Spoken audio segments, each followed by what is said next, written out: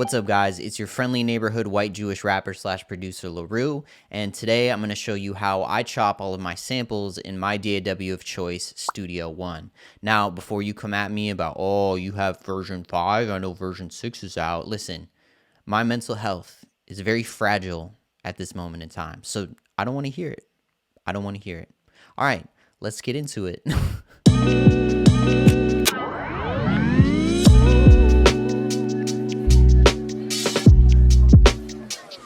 All right, guys, so here I have Studio One pulled up, and I went and found this sample today just so I can chop it up for you, and this is what it sounds like.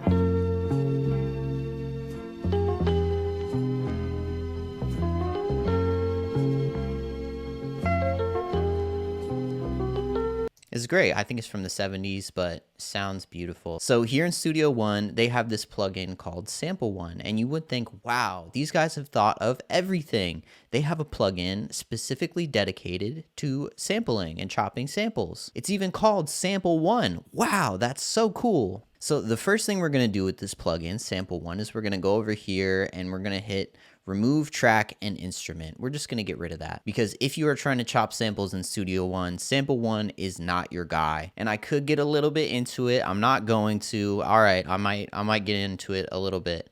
Okay, so the reason for that is that when we pull the sample in over here, we have the sample, you know, amazing. I'll arm it so we can play it and chop it and everything. So Sample One is great. It's great for individual samples. If you have like a vocal one shot or just like, you know, a note or something that you're trying to play with and play with the pitch and everything, it's fine. But if you want to create slices, it's not your guy because you have to go in each individual one and you have to move this thing all the way up to this individual note, and then you got to do that here and move it around. All these little details. You don't want to do that when you have your workflow. You're not trying to mess with these little tiny details. You want to go bing, bang, boom. Next step, move on, keep the creative energy flowing. So like I said, first step with Sample One when you're trying to sample something is just go over here and hit remove track and instrument. We're not gonna do that.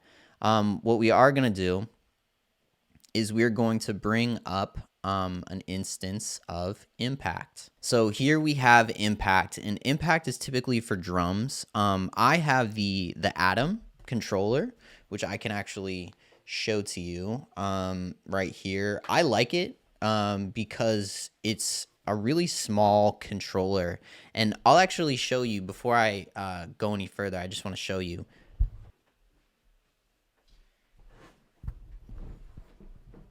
This was the first controller that I have, actually second. This was the second controller I ever had.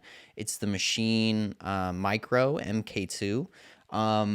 It's pretty dusty, but it was amazing. I love Machina, you know, whatever. I love Machina. I love Native Instruments. They're such a great quality company. And then, so after the Micro, I got this guy right here, the MK2. This thing is a beast. I love this thing. It has a little bit of dust on it, just because I haven't used it in a while. I've tried to do everything inside of Studio One, but I digress. A bit of a distraction, but I just wanted to show you that. All right, so here I have Impact pulled up, and a really cool thing, I can make a whole video about Impact, but I did want to say if you click this little PreSonus icon over here, you can change the color. Always got to change the color to something that you're feeling, you know. Black is never a bad way to go, but I kind of like blue most days. Let's just go with orange. I like orange. Unless there's a purple. Man, I'm letting my intrusive thoughts win here. All right, so sampling. When I first started sampling, I was using Machina, and the great thing about Machina is that they have mastered the workflow of chopping samples. There is no better program to chop samples, and I say that as I chop samples in another program. But anyway, so it works really well with the Atom. Everything's laid out the same, but the first thing that you're going to want to do is you are going to want to take your sample, and we can just click it and drag it into the first pad right here. And I'm gonna make sure to turn this down a little bit so I don't blow out my ears. All right. I'm going to switch that to normal because I don't want it to be playing all the time. So there's a couple things to remember here. One is that when you click command, and I don't know if I said it this way or this is how it is natively. If you click command and you click the pad and you drag it and drop it, you can drop it in any other pad and it will duplicate it. So that's important. That's the first step. So the first thing that we're going to do is we're going to bring it into impact, and then we're going to find the start point that we want. This is going to be our first sample. So right here, I'm just going to drag this.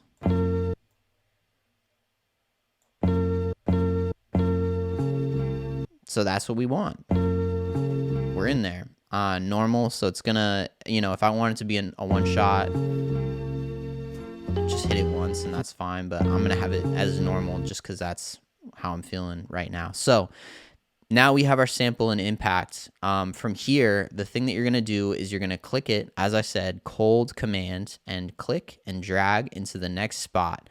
Now we have two samples, same sample. And why do we do that? The first one is the first sample, and the second one, we're gonna go in to the point that we want manually. All right. And then from there, we're going to drag and click. And this is going to be the second point. And we're going to continue to do that for all of these. Okay, so now we have everything chopped up into the samples. And there are a couple things that we're going to want to do from here. So we're going to select this sample, and we're going to hit over here and select all these samples. And we can even do these for these as well. And what we're going to do is we're going to hit choke, and then we're going to go to 1. And that's going to put everything into choke group 1. And what that does is it keeps any other samples from overlapping and playing each other, because we don't want that to happen. So it's not going to overlap, and that's very important. And the next thing that we're going to do, and you can even play around here, this is where kind of the creative part comes in, is I'm going to start playing around with the shift. But you got to be careful, because if you don't select all of the pads at the same time, it will only select one and only apply that pitch shift, just like what happened here, to only one of the pads. So you have to remember that whenever you're editing anything, that you have all of the pads selected. That's very important. So I'm just going to play with the pitch a little bit. Might go down one more.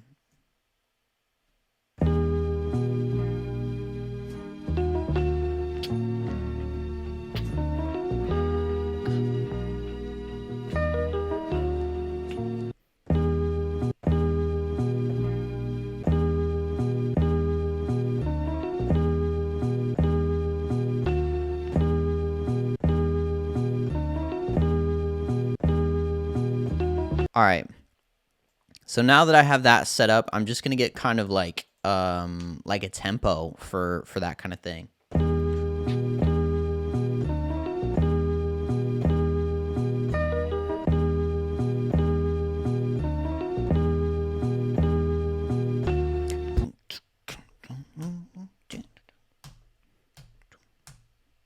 Man, I swear, like, I don't know what it is with me, but I always end up at 83 BPM for some reason. I don't know if you have that, where there's like a BPM that you kind of get, not like stuck at, but you kind of gravitate towards. And for me, it's very specifically 83 BPM, but I digress. So anyway, I have the F13 on my keyboard. I have that mapped to the tempo, so I can do tap tempo right on a button, which is very helpful for me. If you have something in your DAW that you kind of want to do like the same thing, I highly recommend it. It's very helpful.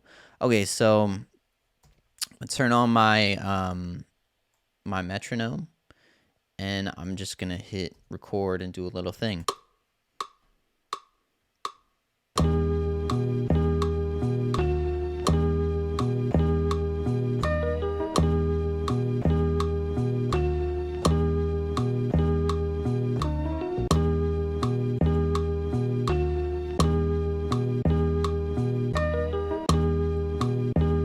Okay, and then over here, this is like the drum hit roll view, but you can also switch it to this little button over here. That's the keyboard view, and this is important because it has like note length on it. So I'm just gonna go ahead and hit 50% quantize a little bit so it gets everything on grid, and then here we have can even pull this up too, so make it a little bigger. Shout out Michael Maller, the sample.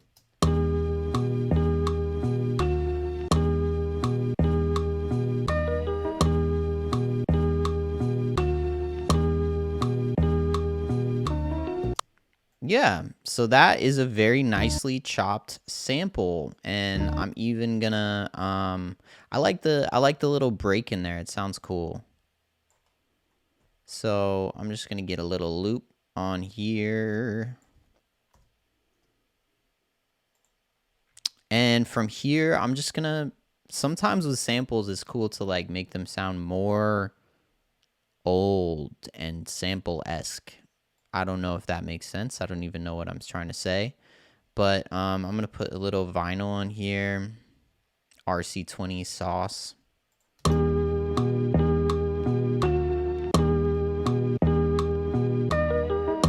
And then I'm just going to put some drums in. And that's the cool thing about Impact is it's very versatile. So I'm going to go ahead and name this sample. And I'm going to name this drums. Always important to name your tracks. Name your tracks. Name your tracks. Because it's gets very complicated very quickly, to be honest. So cleanliness is next to godliness. Anyway, all right, so here I have my drum track selected, and I'm just gonna go ahead and build a little bit of a drum rack, you know?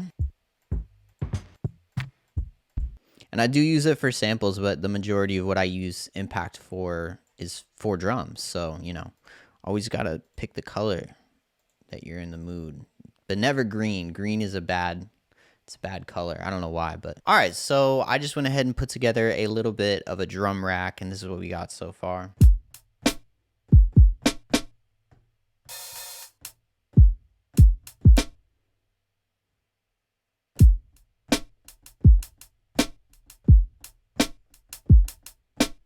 All right, so I'm just gonna go ahead and play something in over the drums.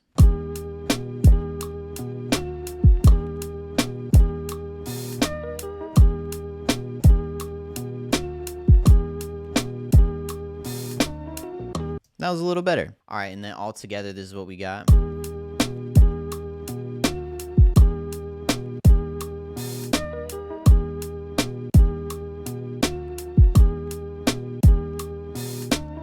And then from here, I'm just going to add in like one more element of sorts just for, you know, for fun.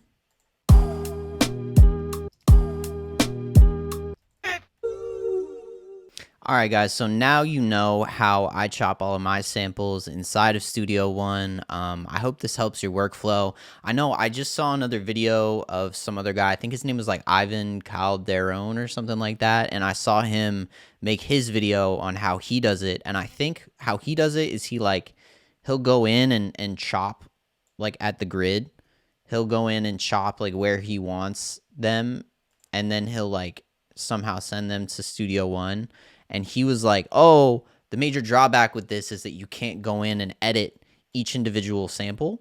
And the way to fix that is to just do it my way, obviously, is to just bring in each individual one and then edit them. So then you can go to each, say that was like too early. I could just go in and drag it however far I want. So that fixes that. But, you know, everybody has their own process.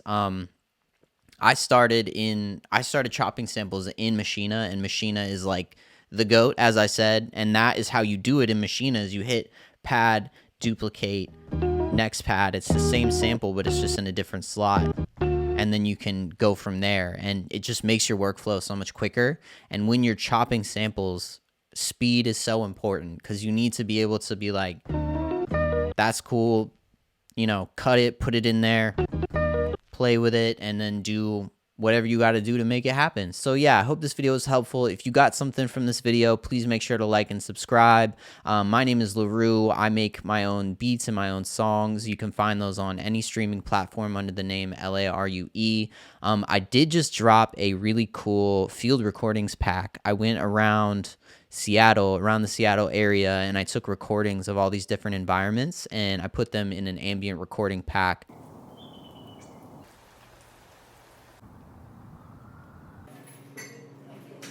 which is perfect for adding ambience to a song, a beat, whatever you got. I have some drum kits as well that you can purchase on my site. The link will definitely be in the description. So, but yeah, I hope you guys are taking care of yourselves out there and being safe. Happy sampling and chopping. Peace out.